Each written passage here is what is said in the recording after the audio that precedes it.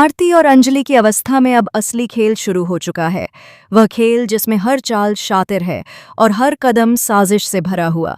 कहा जाए तो इस पूरी कहानी की शकुनी अब पूरी तरह मैदान में उतर चुकी है, जो हर सही चाल को उल्टी दिशा में मोड़ने का हुनर रखती है।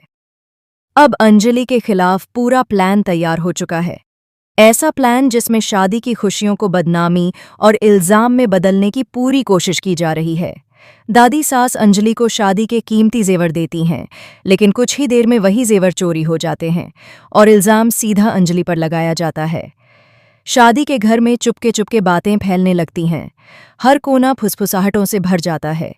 कली शान से कहती फिरती है कि आरती जो भी करेगी वही सब अंजलि से भी करवाया जाएगा।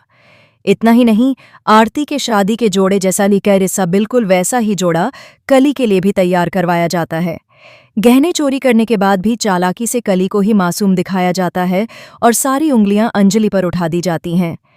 प्लान बिल्कुल साफ है, आरती को रास्ते से हटाना, चाहे उसके लिए मौत तक की साजिश क्यों न रचनी पड़े। और फिर वेद से शादी करेगी कली। लेकिन यह खेल इतना आसान नहीं होता। अंजलि वक्त पर बाजी पलट देती है।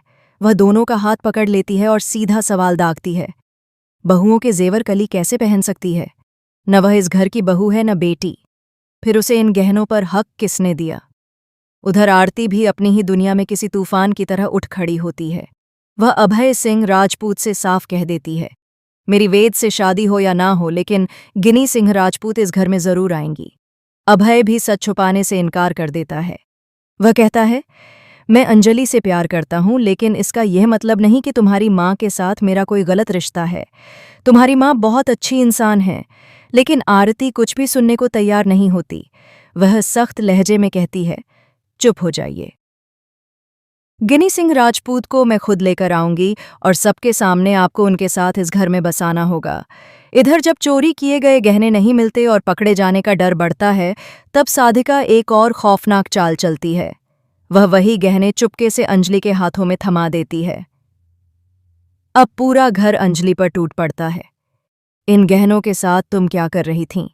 तुम ही चोर हो, सबूत हमारे सामने हैं। और तभी एक बड़ा धमाका होता है। आरती अपनी मौसी गिनी सिंह राजपूत के सामने ऐलान कर देती है, अब आप दादी सास का दिया हुआ जेवर पहनेंगी और इसी घर में आकर रहेंगी। आरती की यह बात सुनते ही पूरे घर में सन्नाटा छा जाता है।